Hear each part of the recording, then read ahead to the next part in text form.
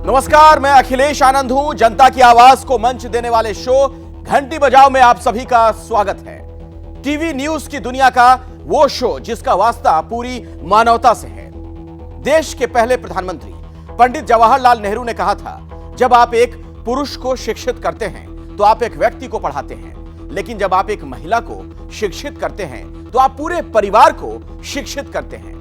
लेकिन अफसोस इस बात का है कि 21वीं सदी में भी महिलाओं को आगे बढ़ाने और पढ़ाने में दकियानुसी सोच सामने आ जाती है। देश में इन दिनों सोशल मीडिया में एसडीएम ज्योति मौर्य ट्रेंडिंग है।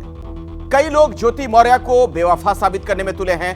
हालात तो यह हो गए कि एसडीएम ज्योति मौर्य की कथित बेवफाई के बाद कई पतियों ने अपनी पत्नियों को पढ़ाने से इनकार कर दिया है। क्या वाकई ऐसा है? रिपोर्ट देखिए और 21वीं सदी में भी पाषाणकालीन सोच के खिलाफ घंटी आप जरूर बजाइए। आपका नंबर आपके सामने है 8422840000।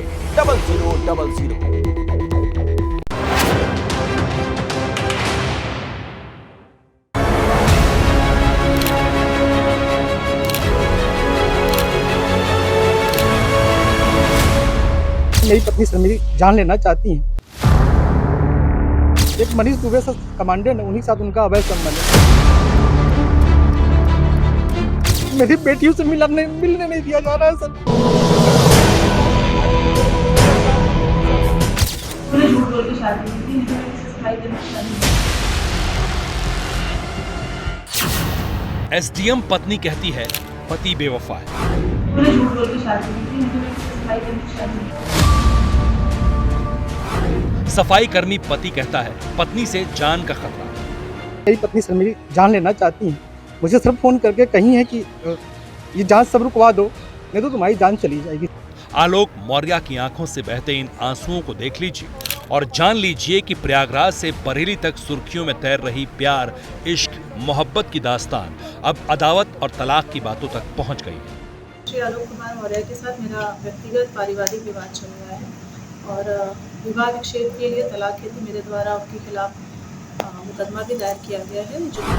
बरेली में तैनात एसडीएम ज्योति मौर्य और आलोक मौर्य का किस्सा आप जानते हैं, लिहाजा उसकी डिटेल में नहीं जाएंगे, पर यह जरूर बताएंगे कि ज्योति मौर्य की कथित बेवफाई के किस्सों का साइड इफेक्ट देश के कई शहरों में भी नजर आने लगा है।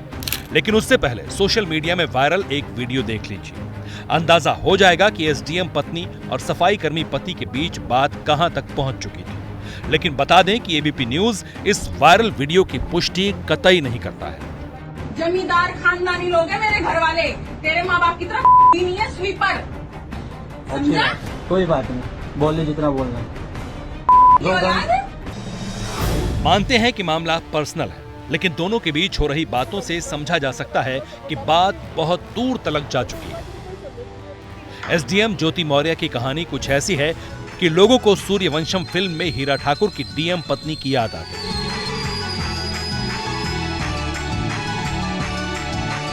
लोग कहने लगे कि भाई हीरा ठाकुर की पत्नी बनना सबके बस की बात नहीं। लेकिन ज्योति मौर्य की कहानी है क्या, ये विस्तार से बताते हैं। मैं सर 2009 में सर पंचायती राज विभाग में सेलेक्ट हुआ प्रतापगढ़ में सर। उसके बाद सर 2010 में मेरी शादी चिरई गाँव निवासी ज्योति मौर्य से हुई। सर बहुत धूमधाम से शादी हमारी हुई, बहुत अच्छा हम लोग परिवार चल रहा था। ज्योति मौर्य सर वो पढ़ना चाहती थी सर, मैं उनको लेके इलाहाबाद चलाया।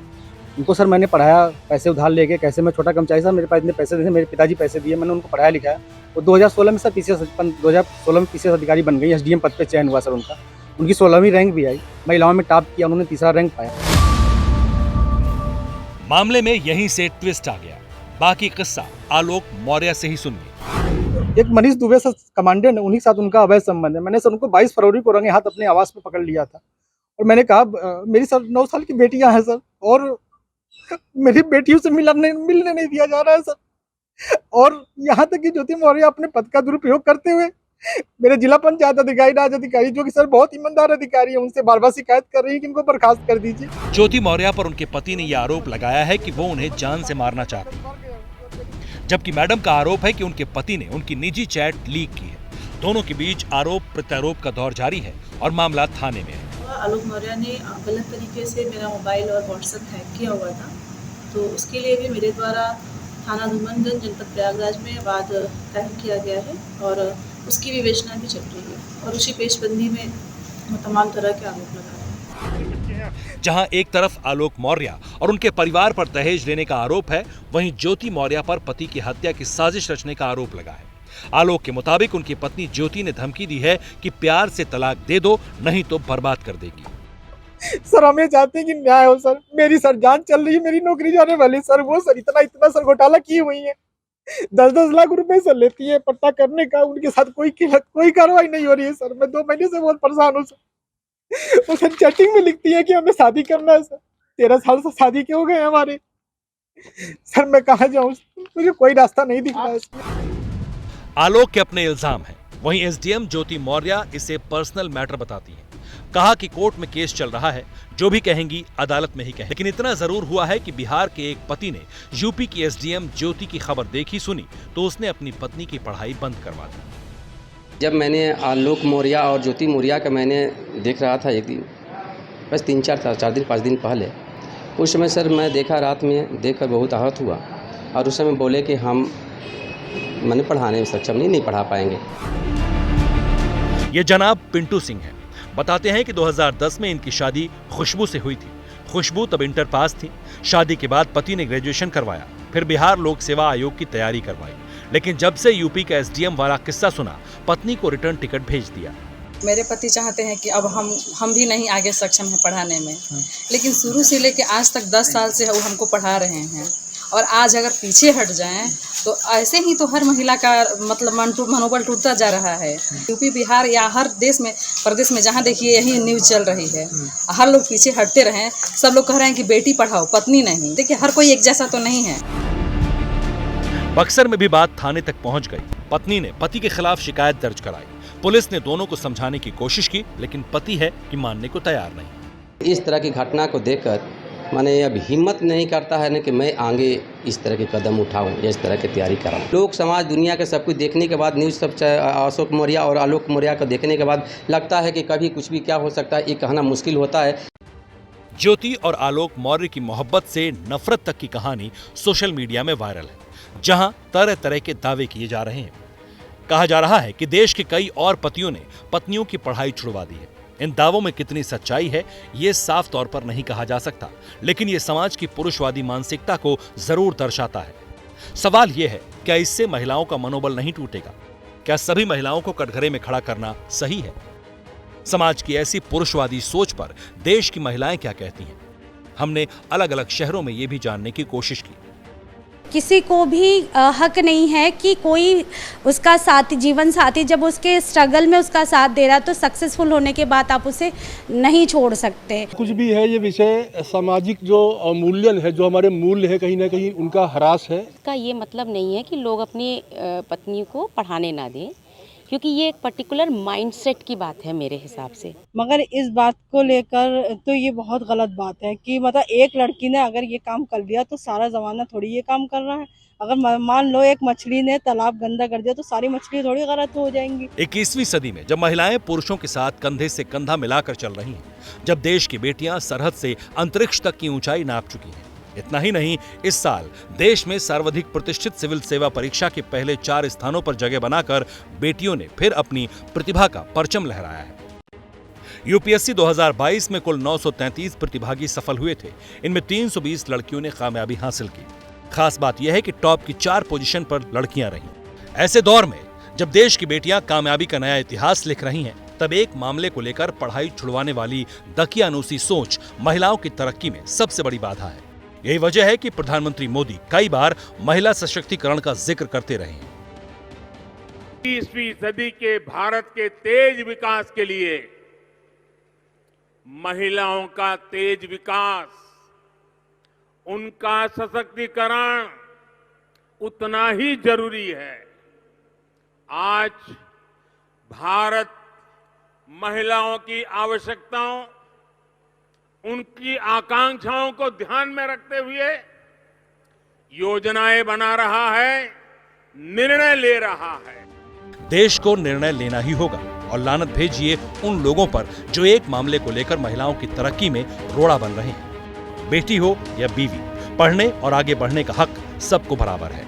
इसलिए घंटी बजाइए ताकि फिर किसी बेटी के कलेक्टर बनने के ख्वाब अधूरे न रह जाएं। ठीक 40 दिनों के बाद देश आजाद हुए 77 साल हो जाएंगे। लेकिन क्या आप यकीन करेंगे कि देश का एक इलाका ऐसा भी है जहां सरकारी अफसरों को पहुंचने में इतने ही साल लग गए। यूपी के सोनभद्र जिले के गांव में आजादी के बाद पहली बार डीएम पहुंचे। वजह क्या थी, रिपोर्ट में देखिए।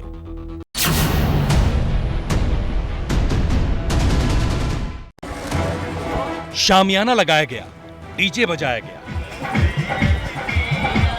तालियां बजाकर स्वागत किया गया। कलेक्टर साहब आए थे, देश के आजाद होने के बाद पहली बार आए थे। ये चौरा गांव है, यूपी के सोनभद्र जिले में बिहार की सरहद से लगा है। जिला मुख्यालय से कुल मिलाकर 70 किलोमीटर का फासला है, लेकिन इस गांव में किसी डीएम को आने में 75 साल लग गए। आजादी के 7.5 दशक बाद कोई अफसर गांव में पहुंचा तो लोगों की आंखें चमक उठी। वन अधिकार अधिनियम के अंतर्गत जो लाभार्थी उनको पट्टा वितरण किया जा रहा है और इससे इन लोगों को जो अधिकार है उन भूमि का जिसमें ये लोग भोग करते आ रहे हैं काफ़ी सालों से, उसका एक लीगल राइट इन लोगों को मिलेगा। डीएम आए तो सौगात भी लाए। करीब 500 बीघा वन भूमि पर वनाधिकार के तहत 127 लोगों को पट्टा यानी जमीन का मालिकाना हक दिया। अपनी पुश्तैनी जमीन का अधिकार प्रमाण पत्र पाकर गांव वालों के चेहरे खिल उठे। लेकिन सवाल यह है कि गांव वालों को उनका हक मिलने में 75 साल क्यों लगे। पहाड़ी इलाका है, चारों तरफ से पहाड़ है और बीच में जो है पहाड़ की गोद में बसा हुआ गांव है। तो यहाँ के आदिवासियों के लिए बहुत ही खुशी की बात है और उनका हक दिया गया है। सोनभद्र के कोन थाना क्षेत्र में पहाड़ों की तराई पर सोन नदी के किनारे कई गांव बसे हैं। इन गांवों में कभी नक्सलियों का आतंक रहता था।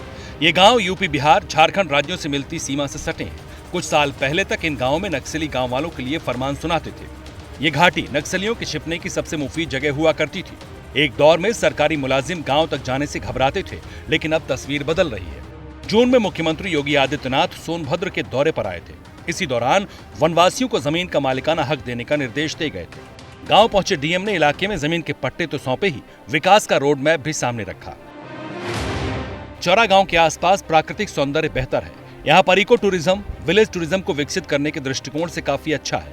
वक्त के साथ सोनभद्र के सरहदी इलाकों का माहौल भी बदल रहा है। इलाके से नक्सली आतंक का खात्मा होने के बाद विकास की रफ्तार बढ़ी है। मुल्क आजाद होने के 7.5 दशक बाद ही सही गांव वालों को उनका हक मिला तो है।